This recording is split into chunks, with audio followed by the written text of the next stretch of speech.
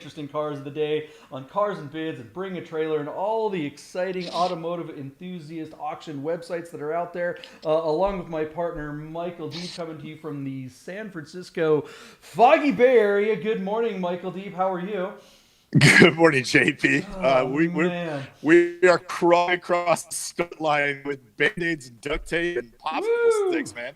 Yeah, we always have technical issues because, like we say on the show, our motto is we don't know anything. And Yeah. clearly, we don't know how to run a technical podcast. You may notice that I have no microphone here, so my audio is exceptionally poor today. We have these expensive microphones, but that's okay. We're going to make up for it because today we brought in someone that actually does know what they're talking about. So all the technical problems that we have right now, who cares? Because we have a third nerd, and man, am I excited about the third nerd today. We get a guy that, let me tell you, this guy is all over the place. He's a contributor from everything from Auto Week. You've seen him on the cover of that magazine.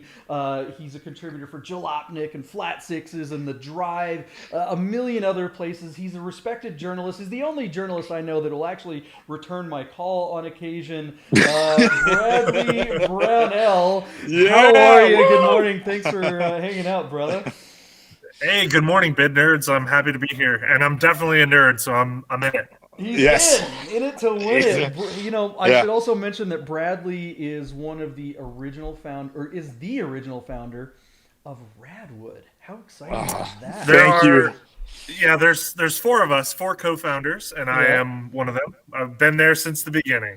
Yes, Nice. you have. And that's specifically, not only are we bringing your big brain on the show to be a third nerd, but you're here to talk to us about Rad Forsale. It's another big player in this auction site thing. What is going on there? Tell us about that, Bradley. Yeah, we just started it because we knew that we wanted to give bid nerds more to talk about. Excellent, good. And here's the thing. Here's something I got to say, Bradley. This whole thing is your fault, not the poor technical Seriously. execution, but the fact that we do a show at all. 100% you, because you invited me. The very first podcast I was ever on was your Camden Tub podcast back in the day. You invited me on. Wow. I don't know why. Yeah, ages I think ago. you were trying to get rid of audience or something like that. So Yeah, something like that. Yeah, that was a while ago. That show ended in 2018, so I haven't been doing a podcast for almost 2 years. Wow. Oh my goodness. Wow. Yeah. Time flies. Don't call it a comeback. Sorry, almost 3 years. It's 2021 now. Well, yeah, we recorded That's one right. at the camp out too, right? Yeah. Yep. Nice. That was 17. Yeah, God, I can't believe how fast things go. So, okay, Rad Forsale. You're giving us more to talk about, which is great because we don't have anything to talk about. I mean, when we turn this thing off, we don't continue to talk about cars, which is obviously not the truth. Ask our wife. Tell us a little bit more about Rad Forsale because Cars and Bids is all about 80s and 90s, 90s, and enthusiast cars. So Doug DeMuro kind of tried to swoop in there and take Rad. Bring a Trailer has always been kind of all a kinds little of bit. I mean, sorry, I didn't mean to talk over you, but yeah, I think I appreciate what Doug is doing. I think there is maybe a level of curation that he's not doing there, but it definitely goes above and beyond the 80s and 90s. So I think he has a cutoff, like a minimum, and then anything after that is kind of welcome. So Yeah. I've seen a lot of weird stuff on there that I didn't expect to see on an auction site, but more power to him. It's all good, man. Seems to be working great for him. So yeah. I'm glad you brought that up because that is something, we do this show daily. I mean, we're total idiots. And we're watching some of the cars that come across. Sometimes we just kind of go, well, we're dumb, but we know that you probably shouldn't have let this car on your auction site. Because sometimes if an auction site, like especially Cars and Bids, who is the new game in town and Bring a Trailer is just such a big, huge juggernaut, they can almost do anything they want at this point. So they're the game to beat. P-Car is just a total mess. So it's like Cars and Bids really could be a bigger deal, but it feels like they've kind of been like, well, we need more cars on the site, so they're more likely to take stuff that sometimes. Oh my like, God! I mean, Anything. if I've got $100,000 car.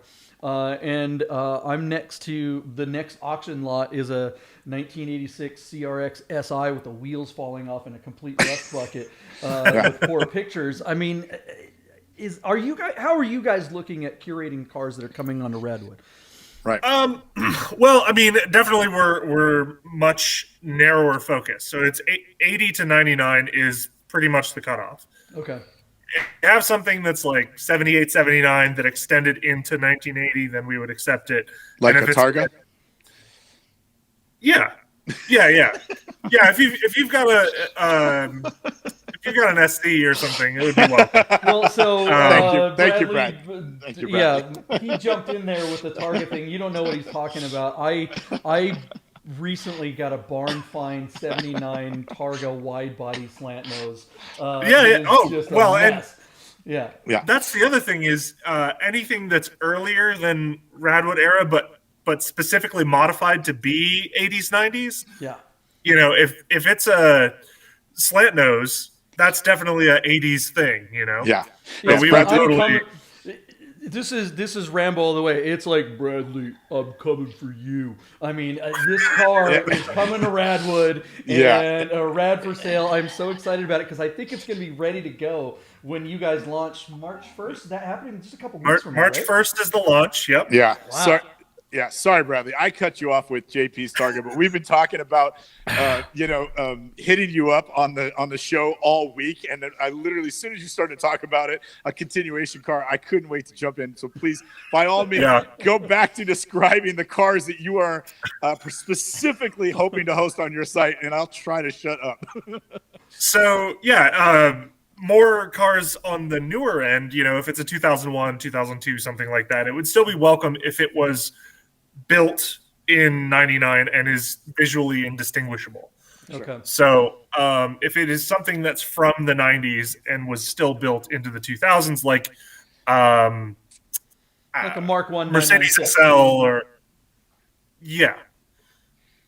So before the fixed headlights, because that was after 99. Yeah, so the Mark II 996 would be a 2002 when they updated the headlights to not look like a Boxster. So Mark I launched in 98 technically as a 99 model, went on to 2001. So okay, so that makes sense. And no turbos because those were 2001. Correct, and no C4Ss. Yeah. But the SL is an interesting example too. I think the SL makes more sense because the SL is kind of a body style that really started in 90 and they just kind of kept adding in the late 80s. Yeah, right. Well, yeah, I guess you're right. All the way through 2004, I think, something like that. I just don't think of a 996 as a 90s car, even though it was released in the 90s. I just think of we don't really either, but it is technically within that realm, so it is technically welcome. Got it. But it has to be the Boxster light 996. Yeah. So there's I know of a 996 for sale. It's one of these gaudy yellow convertible ones with the aero kit and the tacos on the back. And of course, whenever anyone spec'd out a yellow one, they clicked every yellow box there was, like Deeb said when I sent him the picture. The center console and all that stuff, and that's totally 90s. Even though it's like a 2000, I feel like that would totally fit on the Radwood platform as well. Yeah. All right. And obviously, if anybody listening has been to a Radwood show, you kind of get the feel of what the show is about. So it's we want to blend the high end stuff with the rare, weird, off the beaten path kind of Mitsubishi Colts and that kind of stuff. Yeah, my stuff you don't car, see every day. Once my Fiat blew up, my first car was technically a Fiat. But and I only had it for a few months until it exploded, of course. And so the car I wound up with was a 1976 Dodge Colt, which was a Mitsubishi. And that car was actually quite awesome. Right. So I'm glad you brought that up. Okay, so you guys are also, something that's unique with Rad Forsale that's different from the other ones is because you're all about that rad era, you're not limiting it to just cars. You're also selling like boom boxes and Nintendos and stuff like that. Motorcycles. Right? Can you tell me about that? Yeah. We're starting out with primarily vehicles because that's what probably will get the most interest. And but yeah, we're eventually we're rolling out with wheels. Yeah. So there will be wheels for sale. A very, very minty set of early Dodge Viper wheels, which really only fit Vipers. But I was gonna say, will those fit on a wide body 911 Targa? So those crazy 3-spokes, but this dude took them off of his Viper when it had 6,000 miles on it, and they've been mothballed in an attic ever since. Wow! And so they're like super minty. So if you're looking for a set of those, we got a set up with the original coming up on the first. A couple of some skateboard wheels on there, basically. Yeah. Nice. So we're also going to have. Going forward, we're going to have things like accessories like your boom boxes, your clothing, leather jackets, members only stuff, whatever you would wear or bring to a Radwood show. We're gonna intersperse the listings with some of that stuff. So awesome. Literally and figuratively and all those things. That is, I can't tell you how excited I am about you guys entering the fray. I think this whole vertical needs some fresh blood, and I think you guys are going to be the belle of the ball. What are you guys going to do to stay relevant once the honeymoon kind of dies off? Because I think that's something that we're seeing. Cars and Bids has Doug DeMuro's mechanism to continue to just he gets 1 million views on every car that he reviews, so he's always plugging Cars and Bids, so that's bringing new traffic. BAT is just the juggernaut. Yep, and P-Car has opened up the door to other cars besides Porsche, which I'm sure you guys have taken serious notice of. Yeah, and there's a Mercedes-Benz site that's starting up on March 1st as well, trying to, I don't know. Anyway. Okay. And Petrolicious is entering the game too. Oh, I didn't know about that. I haven't followed Petrolicious in years. Ever since the Fascination came out, you're like, I'm over Petrolicious. That's right, yeah. So yeah, definitely. I think we're going to have a specific set of people who are interested in 80s and 90s vehicles, and it's growing. This Radwood movement is continuing to grow, even though we haven't had a show in a year. Yeah. We still get emails every day. We still get interest. So once the shows get started back up again, and people, our social media following is pretty big. It's maybe not Doug DeMuro big, but it's pretty big. Yeah. And I think that we have reasonable rates, and it'll be something that people will be interested in. And we've got a long list of cars that are super nice and high quality barn finds. That slant nose you were talking about. Mm-hmm. One of the best cars in the world, I'm sure. Yes, best car on the planet. You're not going to find a better 911 than my 79 911 wide body Targa conversion. Not gonna. So yeah, we've got a long list of cars that people are really going to be interested in. So follow us on social media. Follow along where we are, so you'll see all of the cool stuff coming up. And it's exciting. Where are your headquarters going to be? I mean, on the internet, really. But I mean, are you guys all working remote to run this thing, or is there some place where? Yeah. Oh, that's cool. Yeah. That's awesome. Right now, there's 2 of us in Santa Cruz, one in San Francisco, one in East Bay, and then I'm in Reno. Okay. Cool. So really, the 5 of us are kind of doing everything online at the moment. That's awesome. Speaking of Radwood, the event, is there a tentative date for the first event yet? Or you guys something, even if you're just hopeful of something, we'd love to hear. I mean, definitely summer. Yeah. Okay. Definitely this summer is the goal. We don't want to announce places and dates quite yet, just because, everything is up in the air. Yeah. The situation is fluid. Yeah. But literally, as soon as it's like, we're all safe, everyone that's coming is safe, we want to get back out there. Nice. I think it'll still be masks and vaccines for a while, but hopefully this year we'll be back on the grind and we'll get 6-7 shows in this year. I think you should require Mortal Kombat masks because that's particularly 90s. Yeah, of course. Finish him. Yeah. All right. Yeah, if you can't tear my head off and rip my spine out through the top, I don't want you showing up. Honestly, exactly. I mean that is a basic requirement for pretty much any good car show. All right, so this is guys.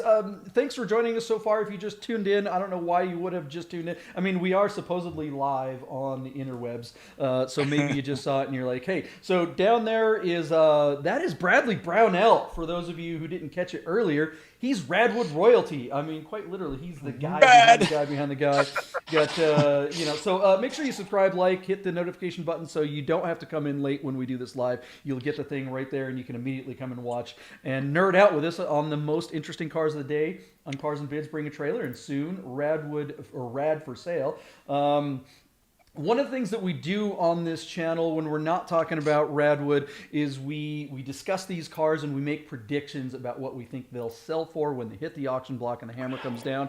We keep track. We don't just throw these numbers out there and we're not accountable. We're like, whatever. We're gonna just throw a number out in space and who's gonna notice? Well, we're gonna notice because we go back and we check ourselves. So, Deeb, let's very quickly go over yesterday's cars so we can get to today's cars. We got a third nerd. I'm dying to hear Bradley's take on the cars that we have today. I am known for having takes. There it is. And Bradley, we have teed up a couple of very interesting Radwood eligible cars for today's show. But quickly reviewing yesterday, we started off on Bring a Trailer with a 2009 Honda S2000 CR with less than 1,000 miles. And now, JP, the close of this auction made me angrier than any single thing that we've done on the show because in my mind, when I selected the car on Saturday, I knew that this car was going to break $100,000. And that was the whole reason why I wanted to have it on there so that we could boldly say, look, a Honda S2000 is going to sell for 6 figures on the show before it happened. And in the heat of the show, while you and I pooped on the actual listing and the photographs, and I read the comments by the seller, I talked myself out of my 6-figure bid and turned myself into a $92,000 suggestion. Used over 95, and then this car made $112,111. It's sold. JP won it, and I have dug a hole in the sand in Half Moon Bay and buried my head in it like an ostrich. I am mortified that I talked myself out of the 6-figure bid. I knew this car was going to break 6 figures. Interesting side note. Car came in 4 colors. Black was the most common. White, most uncommon. There's a young kid, Sterling Saki. His father used to trade Ferraris in Southern California, classic and vintage Ferraris. Sterling started his own website. Look him up, Sterling Saki. Google him, and he sells limited allocation Japanese cars. I believe he may have transacted a white one privately for 6 figures, but this is by far, I think, the most public announcement that the CR and the S2000 is a true collectible. It's bona fide. Great result. Deeb, you are super nerding out on this bad boy. So much for going over yesterday's cars quickly. Jeez Louise. Yeah. Okay. And then really quickly. Okay. All right. Here we go. All right. Really quickly on a 2016 Volkswagen GTI and Cars and Bids, it was a draw. Split the difference between us. I said 12. You said 13. It was bid to 12,500. Did not sell. On P-Car, we looked at a very nice Porsche Carrera S. I said 35.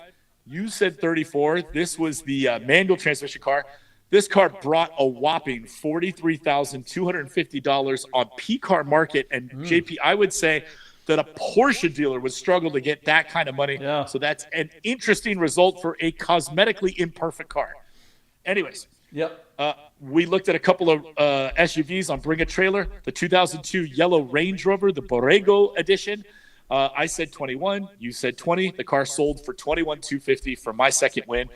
And then, JP, you brought it home. The 2006 BMW X5, 4.8 IS. I said 24. You said 20. This 41,000-mile car sold, or actually bid to $19,000, did not sell there. So anyways, 2 wins each and a draw. Very interesting day. Are you telling me that the piece of crap Land Rover or Range Rover bid higher than the Isn't it amazing? 4.8? Isn't it amazing when you choose the cars? We ultimately went juxtaposing 2 lots against each other almost every day, and these 2 were very interesting to compare. The junk car sold for all the money, and the really pristine car failed to make 20 grand. It's just ridiculous. Bradley, is this Range Rover not the worst car of all time? I mean, look at this thing. I think they look pretty cool, but Oh, they look great, but I mean, what a pile! Is this one pretty bad? Pretty bad condition? No, good condition. They could be in great condition, but they're still POSs. I mean, I see what you mean. Yeah, it's still English. I mean, it's got 98,000 miles. Where do you think you're going to go? You're not going to make it to the grocery store. I mean, you have to have Amazon Prime to get your groceries delivered. If you think you're going to try to get food in your house with this, you're going to starve, okay? You got to... You got to live in Pismo Beach and have Justin Jurgens keep that car on the road for you. Otherwise, you're taking a chance.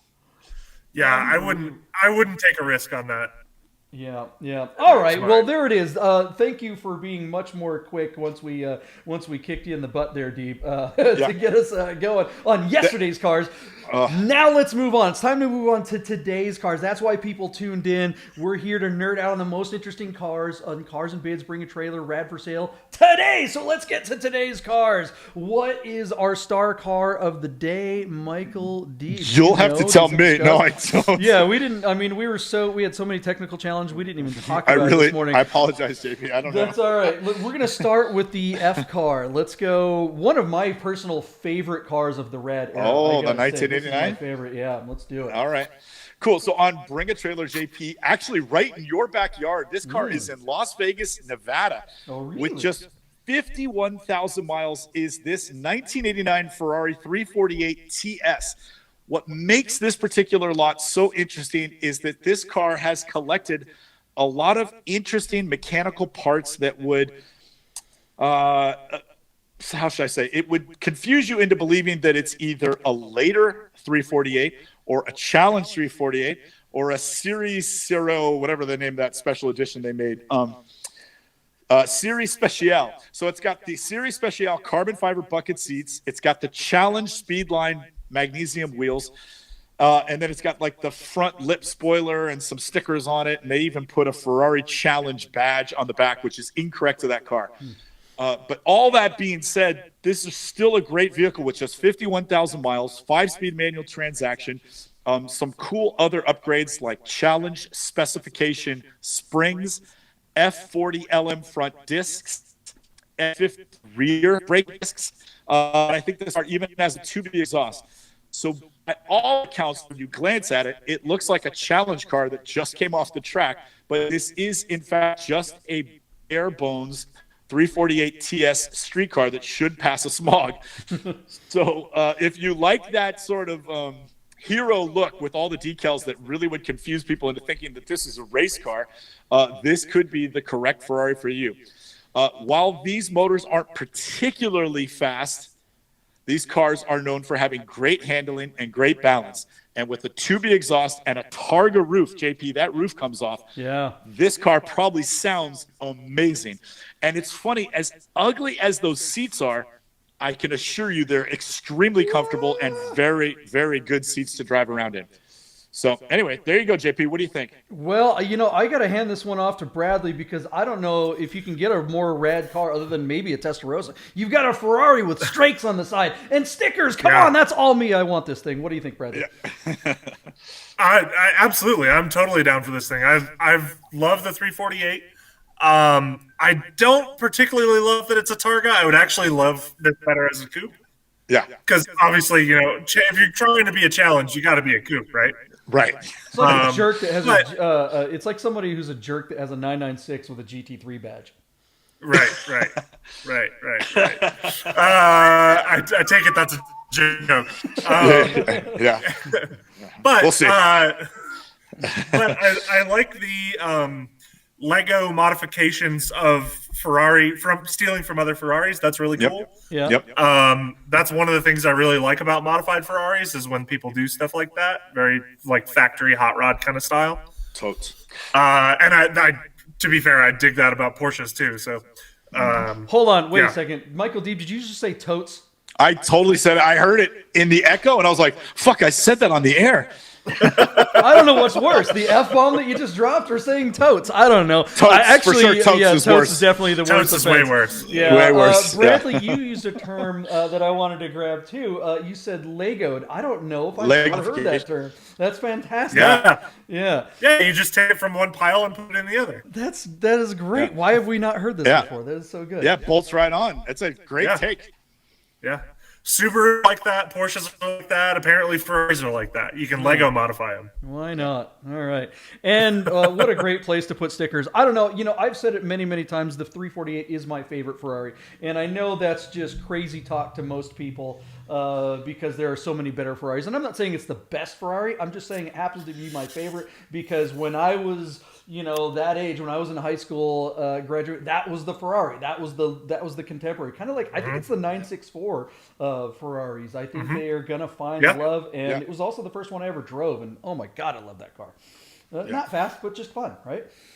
I'm a big fan of the 348. I think it's really well balanced. It's not too expensive. Like there's still kind of affordable. Yeah. Definitely the 964. Well, 964s aren't expensive or aren't affordable anymore. Cheap anymore. This Ferrari, JP, totally blends Ferrari's, you know, sort of golden era of old, awkward, like compromise cars before they moved into cars that almost anybody could get behind the wheel and drive fast and feel comfortable doing it, such as the car that succeeded it, the 355. Yeah. When you sit in the 348, and Bradley, correct me if I'm wrong, but the pedal box is way over to the right side. Like your left leg is going across the steering wheel to touch the clutch. It's really strange. It's really weird.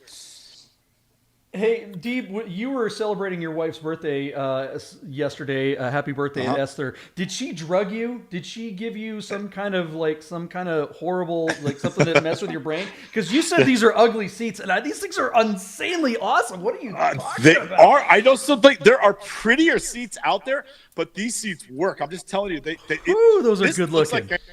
This seat looks like a catcher's mitt, which is not. I mean, maybe it is a knock. There's prettier seats out there, but these seats are great. They hold you in place. They're so comfortable. They look great too, overform every time. Yeah, man, with the carbon in the back. Anyways, okay, so all right, well, so it's sitting at $44,000, just a little over, with only an hour and a half to go on Bring a Trailer. How many bids are there so far? Is it 10? Only 10. 10 bids. Wow. Yeah. God, no love for the modified Ferrari, and I'm telling you, man, and Bradley will attest to this, Lego or otherwise. If you were trying to replicate this car, you'd bury $85,000 into it to buy all that stuff again and redo it again today. Yeah. The seats are $15,000 that I'm not going to see a fortune. Yeah. So, anyways, with all that being said, JP. Go. Well, so where do you think this is going to land? I think this car will still get up there. I'm going to say $53,000. 53. Wow. That still seems like just an absolute screaming ridiculous bargain to me. I don't quite understand how this car could be quite that inexpensive. But you're the F car expert. What was your number? 53? 53. I think someone's going to say, I want those stickers just like I would, and those seats are awesome. I'm going to go 55, just a little bit over you. Bradley, you get the final bid. What do you think this thing's going to land at? I really like this car, but I don't think it's going to sell all that high because Ferrari people don't like modified cars. That's exactly right. Yeah. I think it'll struggle. I think it'll get 48. Wow, 48. That's okay. strong take. All right. I like you, Bradley, sticking himself out there. Honestly, Bradley, I do agree. As much as I think my number is based on what I love this car. I love stuff that's like completely if I had it, wrong. I'd be bidding right now. Yeah. There you go. All right. And Bradley, you once said to me that you would never buy a car for more than $100,000. Do you still true? Still true. Okay, so this car definitely fits into that. I might even lower that to 60. Wow. Ooh, wow. So this car this car fits in there. Yeah. It's all the exotic whiz-bang. I mean, you could show up with this car to any event and get as much attention as the guy in the $400,000 488 or whatever. I mean, that's why That's I love exactly about right. these. Yeah. Yep. All right, great. Well, good takes, guys. Let's move on to the next car. What do we got next? All right, JP. So a car that, by all accounts, Bradley may still be able to afford. Not afford, but may still fit into his criteria. May still fit his category. He can afford anything he wants. That came out as a kick to the shins, but that's not what I intended. So it's a 2011 Bentley Continental Supersports convertible. Boom! Oh, So this is a $300,000 car 10 years ago. It has just 14,900 miles and a couple of upgrades. They did an ECU flash and a Quicksilver exhaust. This car is offered to us out of Moorpark, California, and it has clean title, clean Carfax, clean everything. No stories. This is the 6-liter turbocharged W12 that makes a whopping 620 horsepower and a mega 590 pound-foot of torque. It is, I just have to say this, it's silver Tempest paint and beluga black leather interior. I've always thought these things were kind of badass, but there is some sort of cheap interface to the drive. Maybe the steering isn't weighted enough. I don't know. Bradley, tell me what you think. When I drive this car, it doesn't feel as expensive as the price tag reflects. Like I want it to be heavier or more special.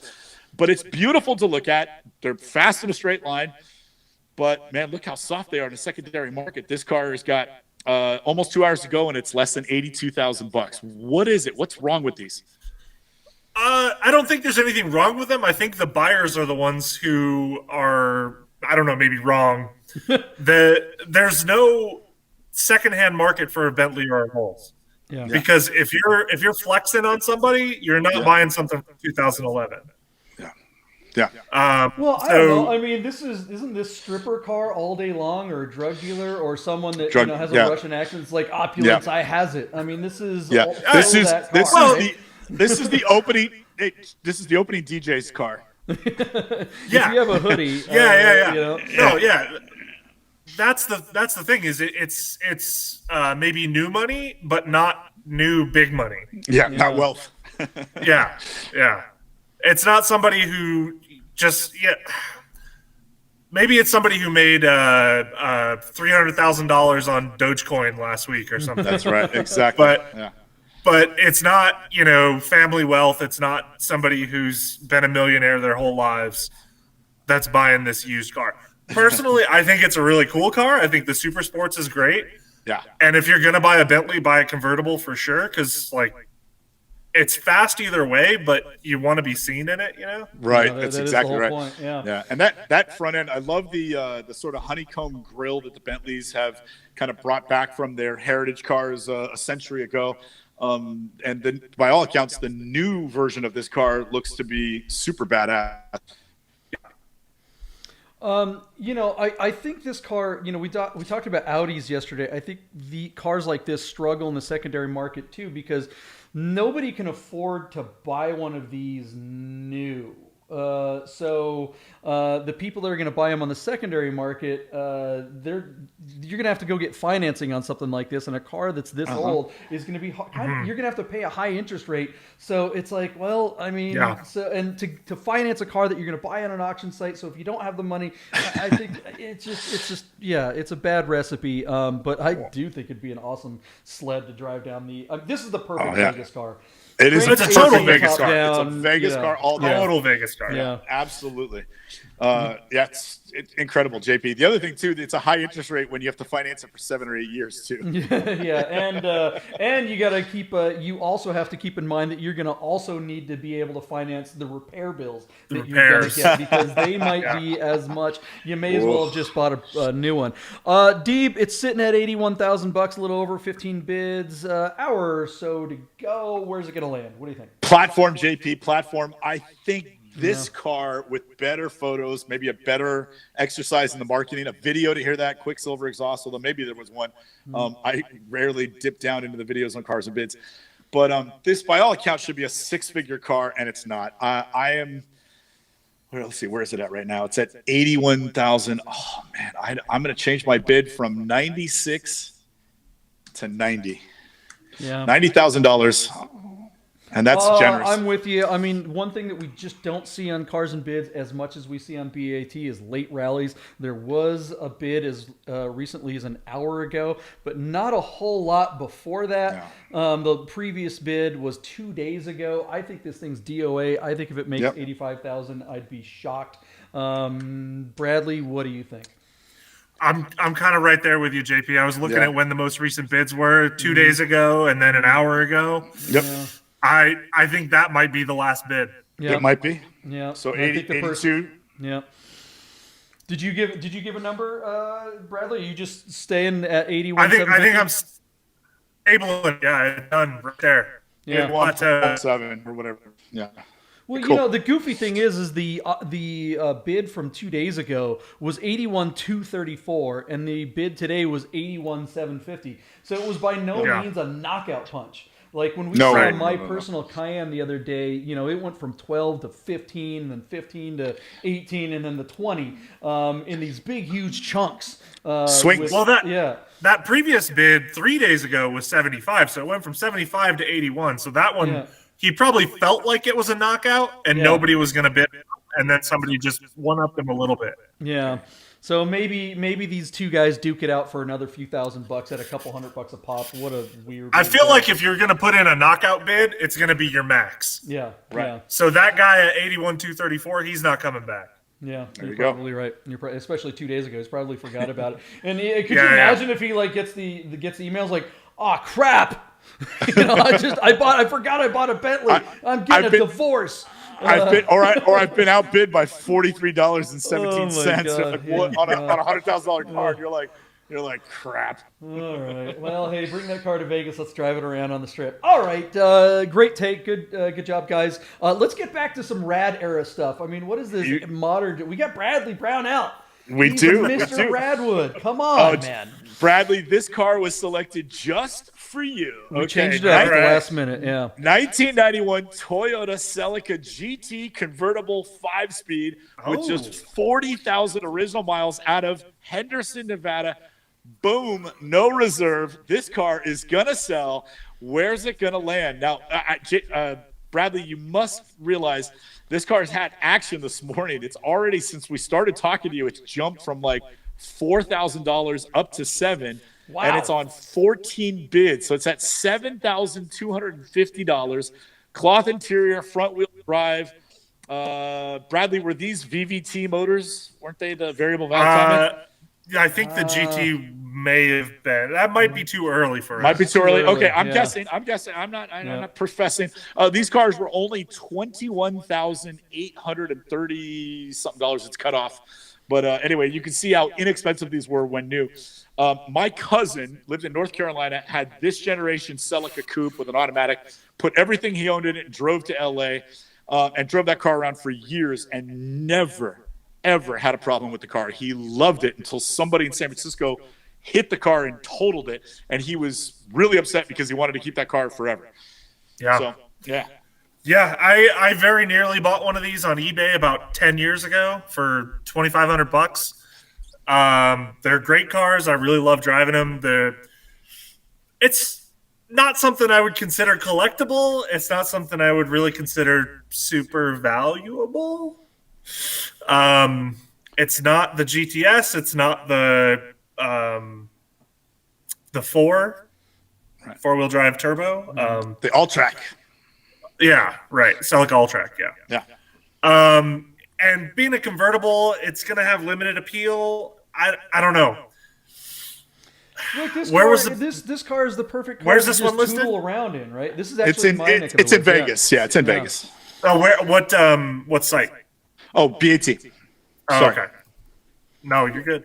Yeah, would this car do better on Cars and Bids than BAT? I mean, I think it would maybe do better on Rad Forsale, but yes. I think this car. Oh, yes, I agree. You know, this car needs attention, and one thing that is a problem on BAT with as big as it is, as many cars as they move. There's so many cars, so it's easy to miss stuff. Whereas Cars and Bids only has 5 or 6 cars a day, so every car gets all the attention, and I feel like this one deserves more attention because because it's again, Yeah, not a it's super great nice. Yeah, it really is clean, right? This is one of those things. I mean, with 40,000 miles, it's definitely got a lot of life in it. Yeah. This is something that you buy for a weekend toy for the rest of your life. Yeah. And just put some miles on it. I mean, you can buy it for under 10 grand. You can drive it for the rest of your life, and it'll be a great car. Yeah.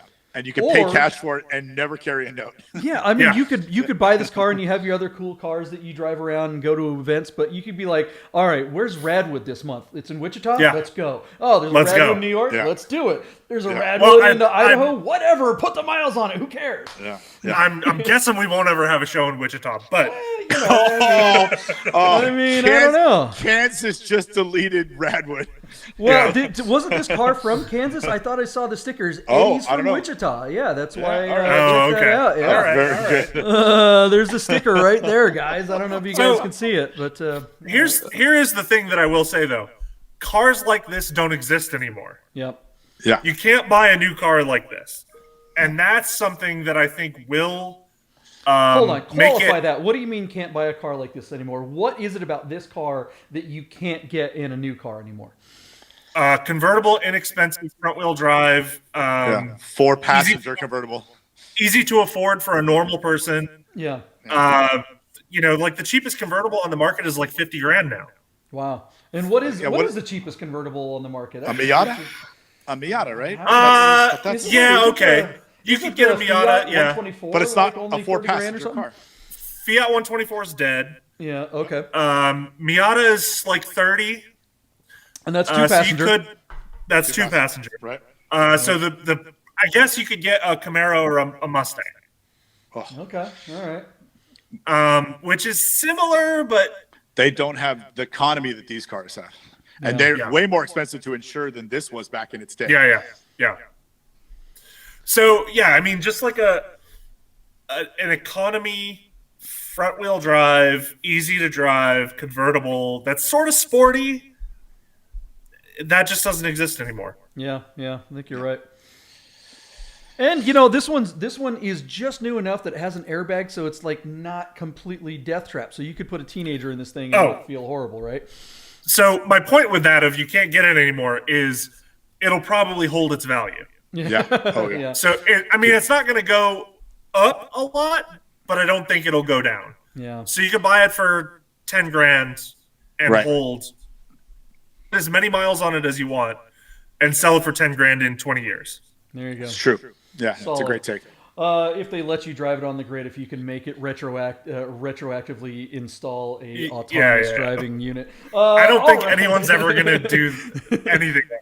It's not going to be like what is it, Back to the Future 2, where they take a Fox body Mustang and make it fly? That's not happening. I don't know. That's what Biff drove. Somebody might, but not me. Yeah, but it is true. I mean, in the whole spirit of Radwood, does this car not bring both you guys back to an era where whatever city you grew up in, you remember seeing these cars everywhere on the road, and there'd be a kid in one, there'd be adults in others. I mean, like everybody drove these cars; they were everywhere.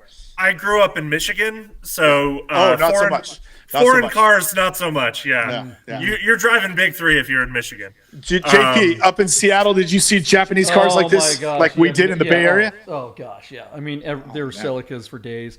All right, guys. I have a story about a Celica, but I'll save it for another Celica. What is where do you think this is going to land? It's only $7,250. That seems like a great bargain. Hour and a half to go. What do you think, Deeb? Well, so this car is really jumped up. Bradley has said 10,000, and I really think that's the over/under for this car, right? Is it gonna break that, or is it not? Certainly, the fact that we've covered it is going to add 20% to the final hammer price because of our mojo. Without Bradley today, of course. Yeah, it's Radwood approved. What's interesting, JP, is that even though it's up to $7,000, it's still only 14 bids. And I tend to go over, so I'll say I'm going to leave 10 grand alone for Bradley and go 10,500. Oh man, 10.5. I'm going to go 11. I'm going to go just a little bit more. I think this thing could rally to 12. I think it's low miles and it's a freaking brilliant car. I mean, it's just so cheap, and you will never, ever, ever have to do anything to this car. Oh man, pour sand in the gas tank; it'll still go. What do you think, Bradley? Man, it was $6 grand this morning. It was $4 grand this morning. Yeah. So I think I'm going to say. All right, I'm going to have a little controversial take here. Perfect. That's why we got you. Yeah. I'm going to say buy it for 10. Yes. Flip it on Rad Forsale in a month for 15. Oh, snap. Boom. Solid financial advice from someone who is a genuine expert in the field, unlike Michael Deeb and JP. What a strong take. Man, that is talk about gauntlet. Oh my God. And my floss. second upbound. Wow. Talk about flexing. Talk about keep your Bentley. Just get Bradley. Wow. Ugh. Get that guy. What a take. That was amazing. Oh. All right, love it, guys. Let's see where that one's going to go. I'm excited. All right, we only got a couple more cars to go. What's the next car, Michael Deeb? We're going to do a Porsche here? Yeah, so this one's a ringer for you and I. Put Bradley to the stake. We're going to try and humiliate him with our vast Porsche knowledge. What the hell are you talking about? He is Mr. Porsche. I mean, 912. Come on. He's got his own Derv movie, right? I know, he does. Yeah. It'll be seen one day on Porsche Road Trip. Well, anyway, this one's for the home team, JP. This is a 1998 Porsche 911 Targa out of Roswell, Georgia. I am going to attempt to impress our host and let him know that in 1998, Porsche only made 122 Targas, and only 22 of those were manual transmission. This 6-speed car sports just 69,000 original miles and is equipped with both the motor-spound package as well as the limited slip differential, making this heavy 911 Cabriolet, as my colleague will eventually call this car, one of the better driving examples that you could possibly ever hope to find. I am a fan of the Arena Red. I am not a burgundy Porsche apologist. I own one, and I love this color, and I think this car is going to do well. Bradley, what say you? I think that the rarity will have a factor. I'm not a Targa guy. I wouldn't have this if it was me, personally. Oh, Patootie just tapped out. Is that because you're a cabrio-phobe, or is there something specific? No. I would actually rather have a cab than this Targa. Good take. Honestly, I could not agree with you more, Bradley. This is the cabrio for cabrio phobes. For someone who's like, I don't like cabriolets. They'll buy this and be like, look, I've got a Targa. It's the same thing with more weight stuck on top, guys. Yeah. You just Way cut up the roof top. off and put a hard top with a big sunroof. This is not a Targa. It just drives me nuts, and they creak and they rattle, and that glass top, which is really cool, breaks horribly. It's got plastic gears in that thing. I mean, it is a $5,000 repair. Thing. So since they had the removable Targa the year before, 996 or 964, they went to the 993 with this style, and then 996 had this style. 996 is actually cooler because it has the opening deck lid. Yes. Right. That's kind of neat. Yeah. Good take. That's kind of neat. 993 has none of the good and all of the bad. Yeah. Boom. So none of the good of a coupe and all of the bad of a convertible. So I will also all the weight. I will also assert that both of you guys live in Nevada, one in Reno, one in Vegas. And with the sunshine and the heat, this is absolutely the worst car that you guys could own. Oh, totally. That thing would be a hot box and impossible to drive. If you spend 20 minutes in the grocery store, you'll have to wait 6 hours to drive your car home. Yeah, wait until nightfall. Yeah. I will admit that the lines are better than a cab. The thing that sucks about cabs is you put the top down, you got that big boot on the old 911. Hunchback, and it just really screws up the line. And I'm the owner of a 993 cab. I have one. Everybody knows it. I'm the first to admit that it doesn't look as good as a coupe. But, if you want a visceral experience, take the roof off. This just seems like worst of both worlds. You don't really get the whole roof off. You're adding weight. It's just, whatever. Anyways, okay, so where is this car sitting at, Michael Deeb? What's the number? $62,000 on 21 bids. There is some action. Okay. JP, I will remind everybody this car is in Roswell, Georgia. That's an interesting interesting place. Arena red is hyper popular. It is not a color that I like, but people it's iconic to the 993 because of the advertisement, the kills bugs fast on the turbo, right? Yeah. It's a good color. Yeah, thank you. Yeah. I mean, yeah. Okay. 2 out of 3 Porsche experts agree, JP, that it is a good color. Wait, what? There's another Porsche expert around? Because I'm not. Yeah. I do like. This one has a black. The black dashboard with the tan. Yeah. I mean, that saves it. If it were all beige like the newer Porsches, Pasadena, it would just be awful. But this isn't bad. I mean, I would drive it, and but yeah, definitely not my first choice. So, what was your number, Deeb? I didn't give it yet. It's at $62,000. It does have some action on 21 or so bids, whatever I just read to you a minute ago that I forgot already. But the over-under on this car, I think is obvious to say, is around 70 grand. This is still an attractive car. The manuals are really rare. Targas are kind of polarizing. I don't know. I could talk myself in and out of jumping over this number. I'm going to go ahead and stick with my bid and say, I actually changed it, but I'm going to go 71,000. 71. All right. Well, I got to go lower because that gear shift lever and brake handle wood thing is just so hideous. That alone would make me say no on this car. I'm going to go 65. I think this thing has found its number and it's going to hang out. It's probably going to be higher than that, but that's what I'm going to say, 65. What say you, Bradley? What's going on? I admittedly don't know the 993 Targa market all that well. Yeah. Stop them! But...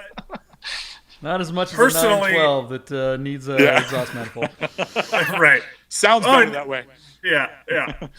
But I would say, if I was back in Michigan, I would put some PSS 10s on this, put a little bit of spacer on it, give it the Pfister 2s, and just rock it forever. Here in Nevada, it does nothing for me, but in Michigan, I can see it. Yeah. It's a buy it and drive it kind of car. It doesn't seem like a mothball car. No. Yeah. 70,000 miles. It's not. Agreed. It's not perfect. Yeah. I think this is all the money for this car. I think 62 is good. Wow. You don't think there's going to be one more bid? You think 62? That's it? On BAT. I mean, there probably will be. Yeah, there probably will be, but I don't know. I don't think it's worth it. Okay. JP, with all the guests we've had on the show, like 4 of them, I don't think anybody's ever bet under you. I know, right? I'm always the most conservative. I'm always like, that thing's That's full of crap. amazing. Yeah. All right. Well, hey, that would be something. I think that BAT is known for late rallies on Porsches, so I think Deeb's going to win this one. But I'm with Bradley. Probably. I don't think. I definitely don't think it's worth 71, but somebody will probably pay that. I agree with you.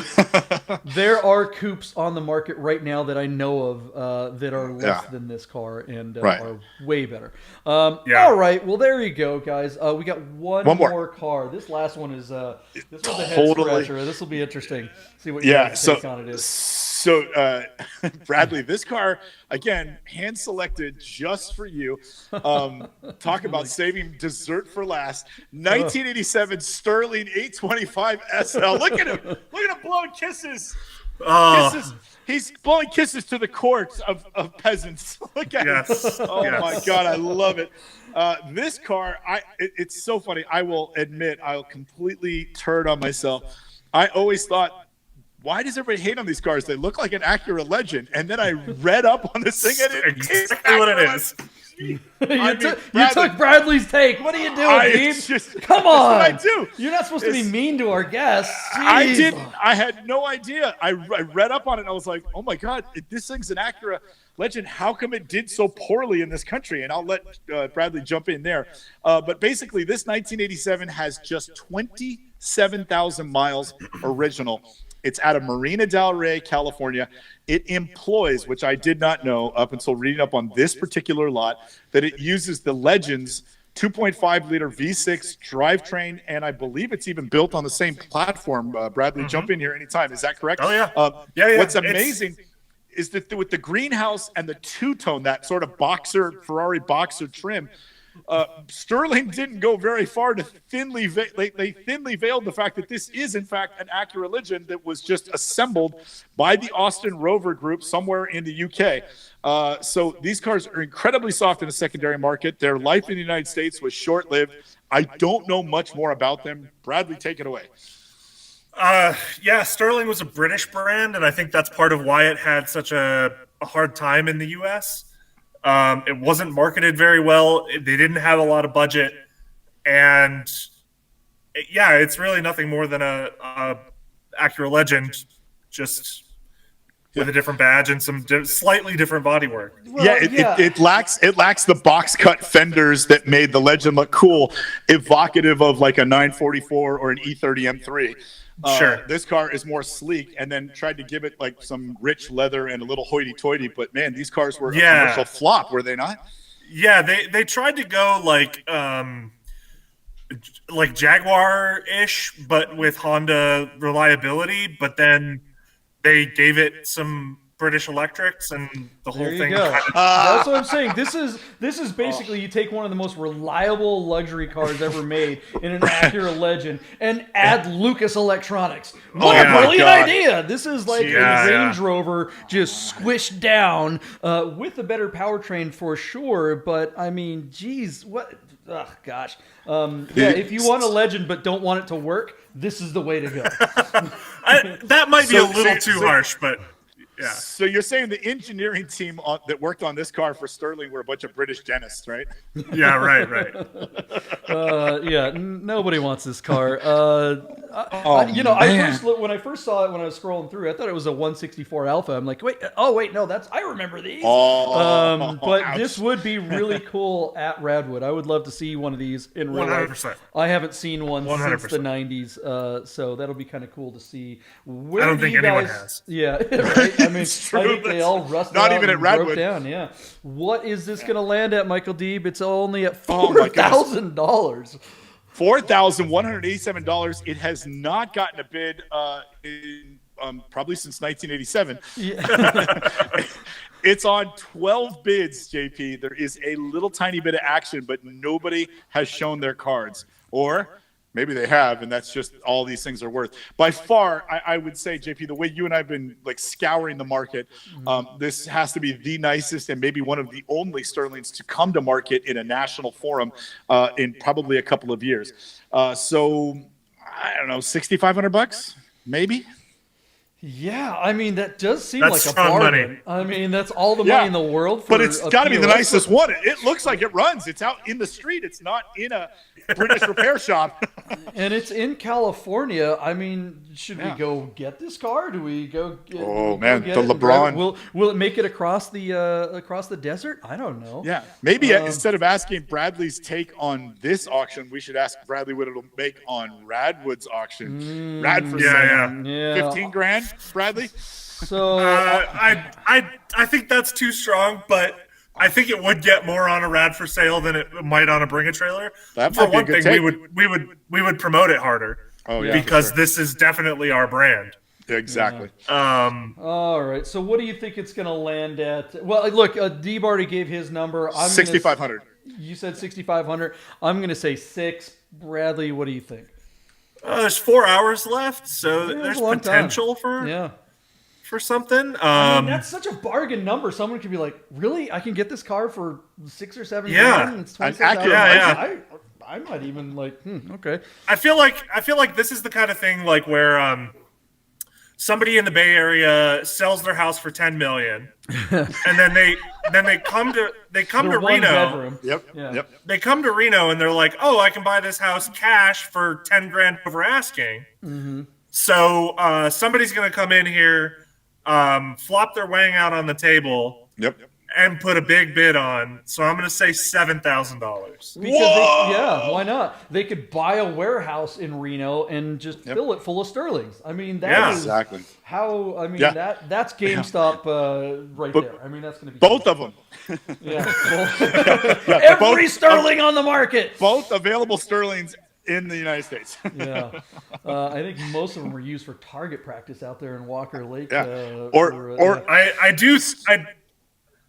I will say, if you bring that car to Radwood, you're in strong contention for Raddest import. Thank you. I was going to ask you, like, what are the chances that this car would go home with a trophy if it made it to a Radwood? Pretty high. Pretty high.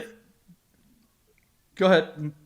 I was just going to say, we really value stuff that we've never seen before. Mm-hmm. Yeah. So, yeah, if you bring something to the show that we've never seen that we're like, oh, my God, this is, like, mind-blowing. How did this even survive?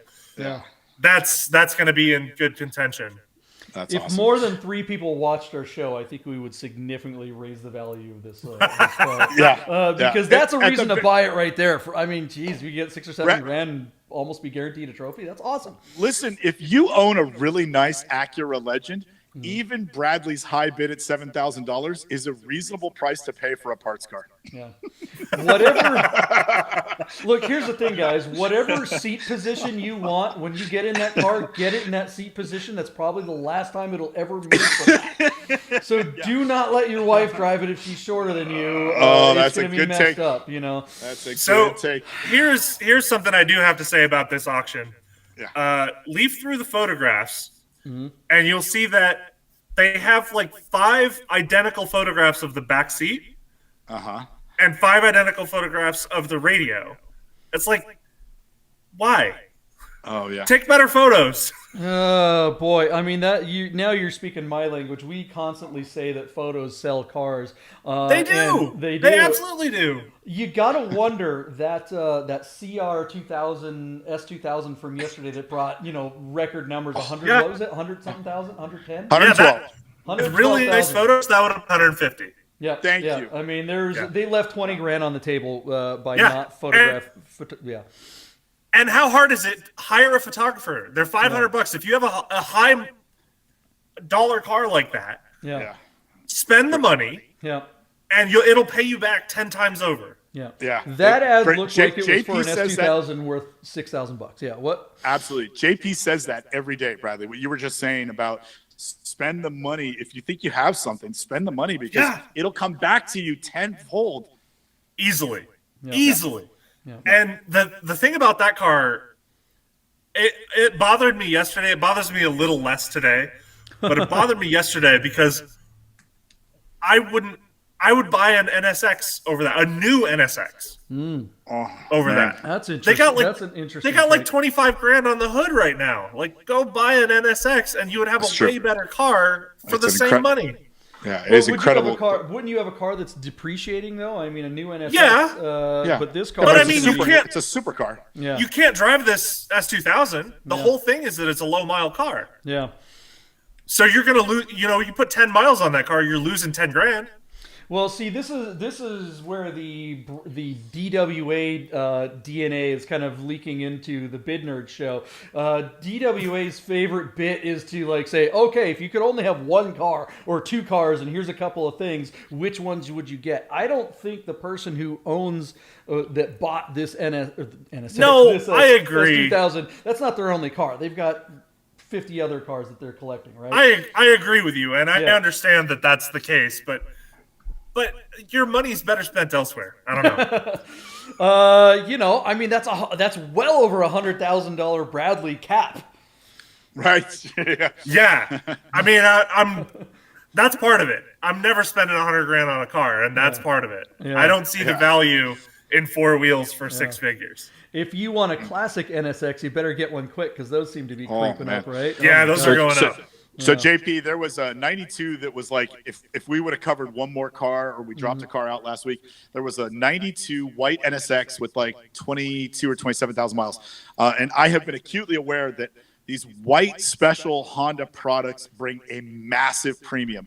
So this is a black interior, manual transmission, original paint, 22 or 27,000 original miles. That car brought $120,000 because it was, Bradley, tell me, is it championship white? Is that what they call it? Yeah, I believe so, yeah. That's their hot white. It's either Grand Prix or Type championship. R color. Yeah, it's either championship white or Grand Prix white. I went over this with Jeff Harley yesterday, and I always get them confused. But Hondas in white, like, they just, people lose their mind. It looks like one of the factory race cars. It's crazy. So, like, a couple of months ago, a Zanardi sold for $282. Yeah. and that's super ton. strong money for an NSX. Yeah. But admittedly, those are extremely rare. And that was Miguel Duhamel's personal car, right? Possibly. The guy Possibly. who raced for Honda in the U.S. on the Smokin' Joe's livery on the Honda motorcycles. His father was Canadian, and he's a famous championship-winning thing. I believe it was his car. He kept it in Vegas, and the car had an accident on the Carfax and still brought all the money because it was gifted to him by Honda. Oh, yeah. And he's a factory Honda rider. I mean, he's like the Zanardi of the motorcycle world. I mean, he's Honda's boy. And it was his personal car, and he gave away leathers and stuff. It was a really great story. And out of Vegas. Yeah, out of the 51 that were built, we've had 3 of them at Radwood. That's awesome. So, wow. Yeah. Wow. Well, hey, guys. 2 of them came to our last show in Austin. That's very cool. Nice. At the same show, 2 out of 3? Wow. Yeah. Well, boy, I can't tell you, Bradley, how much I am looking forward to the next Radwood event and seeing you in person at something. Yeah. We really appreciate you coming in and talking about Rad for Sale, and we wish you guys all the luck in the world. Do you want me to give you the quick rundown on what Rad for Sale? Just recap for anybody who wasn't here? Let's do it. Hit it. All right. So, launching on March 1st, Rad for Sale, cars from 1980 to 1999. Get those We will also accept... Whoops. That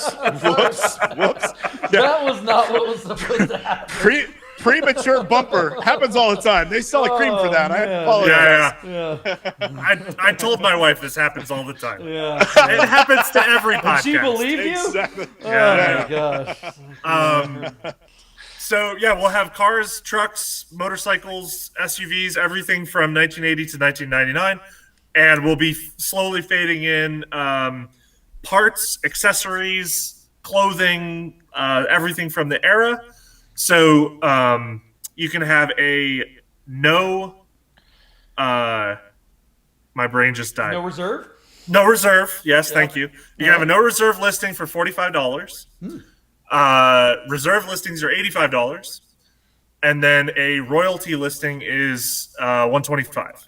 What does a royalty listing get you? That's interesting. That'll be super promoted, so it'll be on all of our social media. It'll be held at the top banner of the site, and you get 10 days instead of 7. Yep. And Bradley, correct me if I'm wrong, but don't you guys send out a supermodel and you can photograph her in a bikini across the road? Yeah, right. It's actually Bradley in a bikini, I think. That's right. It just at the beginning, but we'll make changes as we go. I mean, the 80s is when small print really started, so you gotta read that small print. Yes. So yeah, we're launching on the 1st. We're gonna have the site up with the listings. The first 6 listings are going to be up there the week before. Okay. So that's next week. I got your teaser email, and there's like a 944 Cup car and another 944 Turbo. There's some cool cars. Yeah, there's Turbo. Not yet. No, I thought there was. Okay. There's a Turbo Cup car, the Canadian Challenge Series. Yep. Reebok sponsorship looks super cool. Yeah, it's a good car. There's a super rare color combo for the Street 944 Turbo. It's got like a maroon leather interior. It looks sweet. Yep. There's a RZ350 Kenny Roberts edition. 2-stroke. The last street legal 2-stroke. Yep. 350, I think. Yep, that is sweet. And there's a bunch of records, and that thing was recently restored, so it's going to be a really, really nice. I really want to bid on that, but it's a cool bike. That's a cool bike.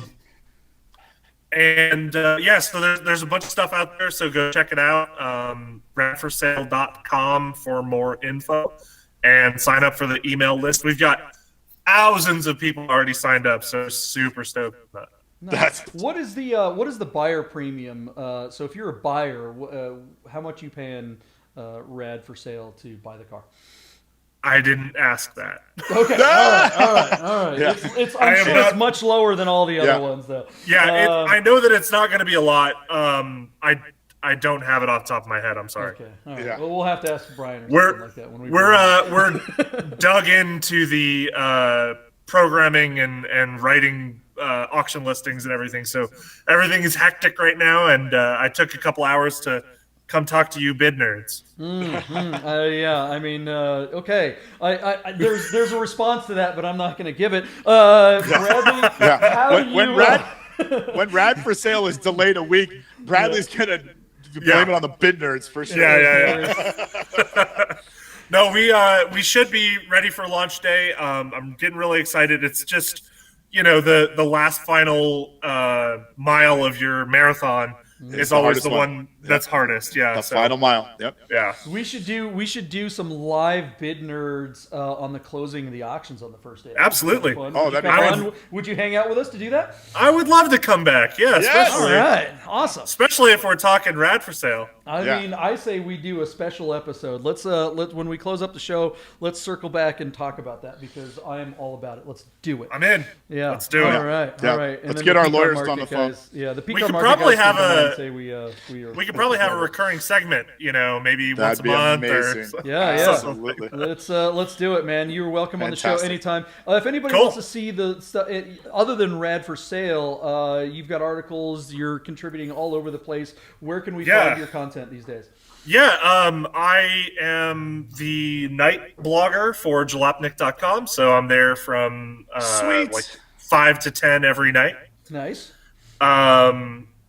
You gonna say something about the bid nerds on Jalopnik? They hate us. They'd be like, I don't know. I have an EV specific column at evpulse.com. I am trying to keep flat sixes alive. Nice. So Yes. the publisher decided to stop publishing, so I'm working on a deal to keep it alive without their involvement. So hopefully, JP mentioned that to me the other day when we were talking that this is, more than even just a passion project for you. So I understand that this isn't an easy to keep afloat. We wish you all the luck with that. I hope it works out. I definitely think it's worth keeping alive, and it's something. I mean, I've been there for almost a decade, so I really want to keep it alive. Wow. Yeah, good luck, man. Yeah, thanks. All right, guys. Well, this has been a Thursday edition of Bid Nerds, the most interesting cars on Cars and Bids. Bring a trailer, Rad for Sale, and whatever other enthusiast auction sites might be popping up. Make sure you hit the subscribe, like button, share this episode. Let everybody know that there's a couple of morons talking about cars every single day, Monday through Friday, on these auction sites, and occasionally we have someone that knows what they're talking about, like Bradley. So once again, Bradley, thank you very much for joining us. We look forward to having you back on the show. And Michael Deeb, great job. Thank you for all the research, and to the rest of the crew. Thank you, Bradley. Rad! All Thanks right, for I'm having me, guys. gonna hit the little bumper and see if this works. See ya. Get those nerds! No!